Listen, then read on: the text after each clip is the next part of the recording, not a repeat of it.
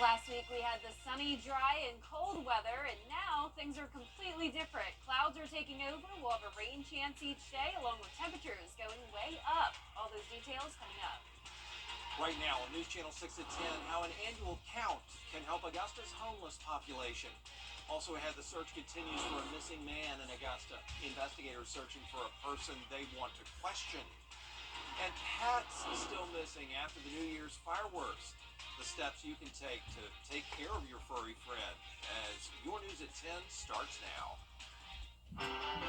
Live from Television Park, this is WJBF News Channel 6 at 10 on MeTV.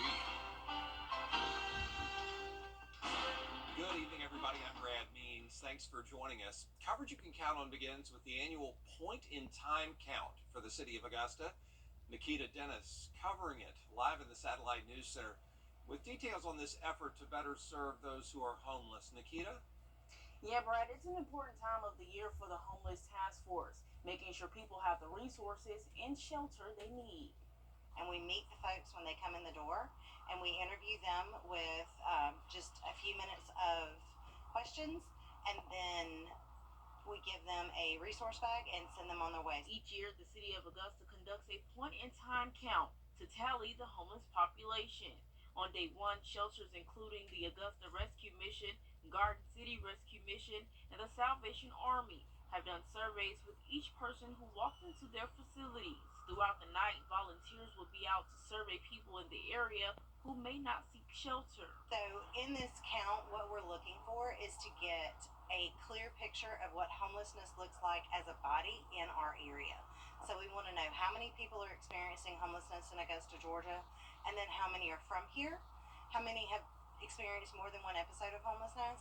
That often allows us to offer more resources, maybe prepare better for the next year, especially during the winter seasons. And just the information, the data is great for allowing us to help clients better. It will also help the Homeless Task Force to apply for grants. So it's not just for the city of Augusta to do their applications, but it's also for the nonprofits in our area. We use that data to apply for grants to further serve the homeless here in our area. Many shelters throughout Augusta experience overflow during the year. Jones says this count will allow them to navigate that. Our shelter can house about 24 men nightly, and we can be full during the winter times. On average, we're about 15 or 20 people who check in for overnight shelter.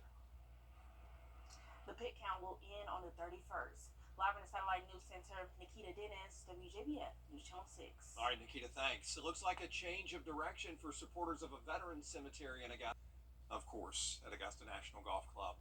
Major road work that was set to start this week in Grovetown has been delayed again because of weather concerns. It was supposed to begin January 25th, but it's been pushed back to February 8th. And that is when exit 190 will be closed, including Lewiston Road between I-20 and William Few. Horizon South Parkway between I-20 and Gateway Boulevard also shut down. Detours are going to be there. They'll take you to the Bel Air Road and Appling exits, and then that work should be finished by 6 in the morning on Monday, February 12th. Fireworks can be an exciting way to celebrate the holidays, but that beautiful display in the sky can come at a cost to scared pets. Augusta Animal Services shelters between 45 and 65 stray dogs, and there are always more, they say, after the holidays when there are fireworks. The animal shelter says the key is to act fast. If something happens, your pet goes missing, go check the shelter in person. Look online at 24petconnect.com. That's a place you can also create a flyer that you can share. And there are other things you can do in case your pet is not that far away from home. You can leave a water bottle or some familiar bedding outside of your house to try to make the dog feel comfortable enough to come back. If it's a cat that's missing, sometimes putting their litter box right outside your house can help too. You can also update your contact information on your pet's collar and make sure the animal's microchipped. Well, the search for a missing Augusta man entering its third week. 31-year-old Damon Parrish was last seen January 8th on Mill Street. Graham Lee now with more on a person wanted for questioning. For him to go missing is just unfathomable because I don't understand, A, who wants to harm him, and B, how does nobody not know anything? Those are the questions the community has been asking since 31-year-old Damon Parrish went missing 2 weeks ago. Close friends say he's the last person they would expect to disappear. He wasn't an arrogant person. He was not an aggressive person. He was not an antagonistic person. I've never known him to be any of those things, so I can't imagine why anybody would want to bring any sort of harm to him. The sheriff's office says his mother reported him missing on January 10th after he'd been gone for 2 days. Authorities found his car in the parking lot at a nearby church, but there was no sign of him. Many on social media have shown support for Damon, but Taya says the biggest thing the community wants is justice for her friend. The only thing that I can even fathom is that he carried such a bright light, and sometimes it's unfortunate, but we're living in a cruel world where people just don't like to see bright light shine. He's not a criminal. He's not a thug. He's not anybody that's wayward or was a castaway. He was really a gentle giant, and he had a heart of gold, and we want justice for him. Investigators say they want to question this man, Caleb White, regarding Damon's disappearance. If you have any information on where White or Parrish is, you're encouraged to contact any violent crimes investigator at the sheriff's office. Still ahead, Jenna's back with a look at the forecast for you, plus why some Georgia leaders want to reduce the number of lawsuits in the state. We'll tell you what they're talking about as the session gets back underway in Atlanta.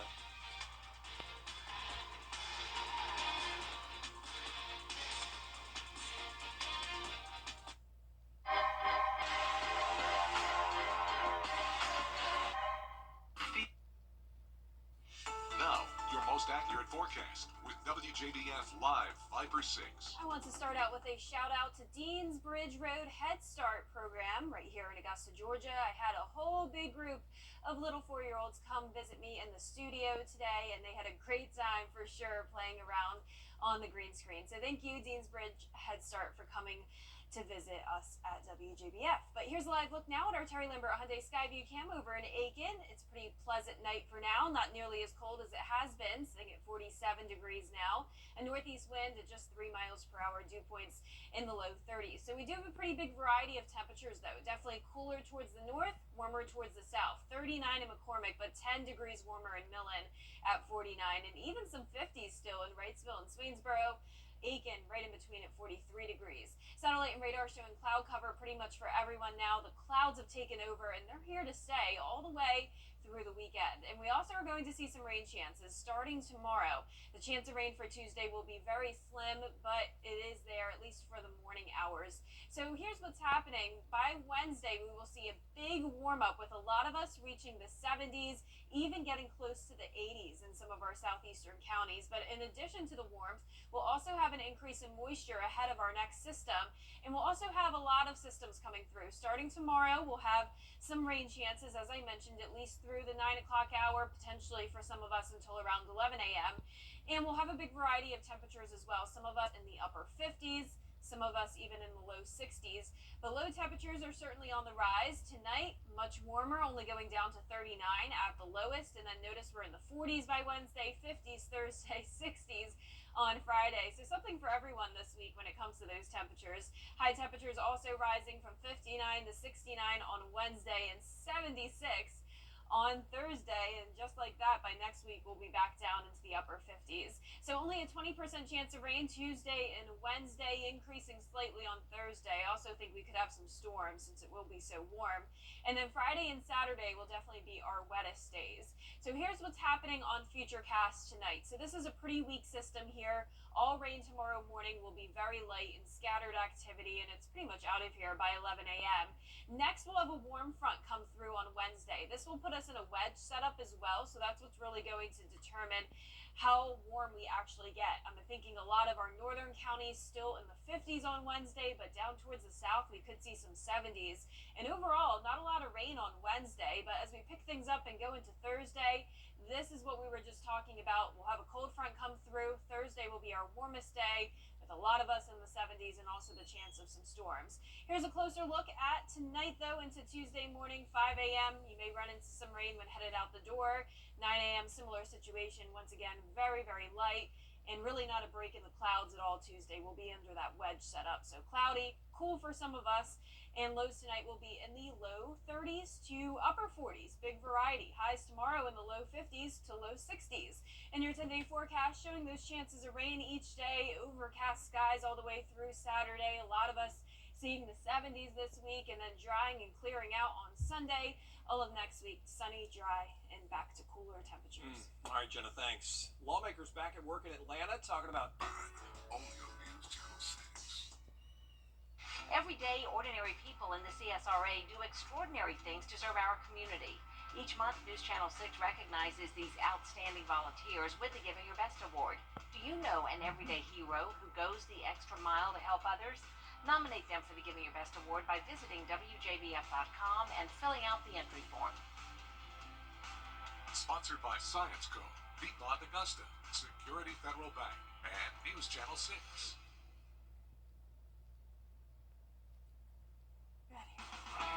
Now, WJBF sports coverage you can count on. The Hawks were on quite a hot streak, earning 3 straight wins over top teams, including a 109-108 victory over the leader of the Southeast, the Miami Heat. But then they lost to the Cleveland Cavaliers on Monday, so Atlanta looked to bounce back against the Kings. Atlanta hit the road to take on Sacramento for a rematch against the Kings. The two teams met back in December, with Sacktown getting the narrow victory 117-110, thanks in part to De'Aaron Fox's second half push. Fox scored 26 of his 31 points after halftime, and the Kings rallied back from a 23-point deficit. Hawks shooting guard DeJounte Murray spoke to the media about how much he believes in his teammates and what the Hawks need to fix if they want to get back in the win column. We got a lot of things we got to work on, which one is taking care of the ball, and myself, starting with myself, hunt down, and, like I said, at the end of the day, we want to be in better games than that. I mean, that's what builds great teams, when you believe in the guy next to you. And most importantly, you want the guy to succeed next to you. So tonight in California, the Hawks are currently trailing 15-8 late in the first quarter. So far, Sadiq Bey and Bogey lead the night. They have 3 apiece. I'll have a final score update for you tonight when we return on News Channel 6 at 11. Well, next year, Golden Park will be home to the AA affiliate of the Atlanta Braves, making it the first time the Braves organization has set up in Columbus. We're going to move ahead to take a look at this new ballpark. There it is. How beautiful is that? The ballpark is going to have a great impact on the community, says Gary Ingram, a former MLB coach. Columbus, look out and get ready, because this is going to bring some more traction and some more baseball fever to the area. Gary Ingram played high school baseball for Bobby Howard at Columbus High. Eventually, he was drafted by the LA Dodgers in 1988.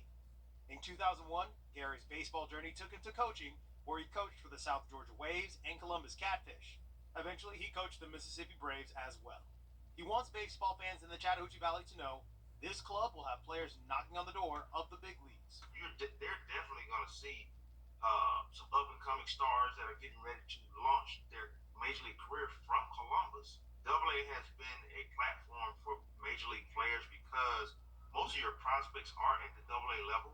There's also a chance some of the superstars from the Atlanta Braves will also play in Columbus. This bridges the gap for more fans to see those kind of players up close. The Michael Harris, the Cunhas, the Albies, all those guys are going to have an opportunity. Hopefully they don't get hurt, but if they need to do a rehab assignment, they'll just get on in a shuttle, come straight down to Columbus, get about 5 to 10 games in. The fans here can see them in person, because you got to remember, a lot of fans can't get up to Atlanta to see those guys. The Braves are the Atlanta Braves, and that name, just like the Dallas Cowboys, attracts people, especially baseball fans. And as you and I both know, there are plenty of Atlanta Braves fans in the city of Columbus, Georgia, and it's going to be great. We can't wait for baseball to be back. The Braves open their season on the road against the Phillies on March 8th. That does it for sports.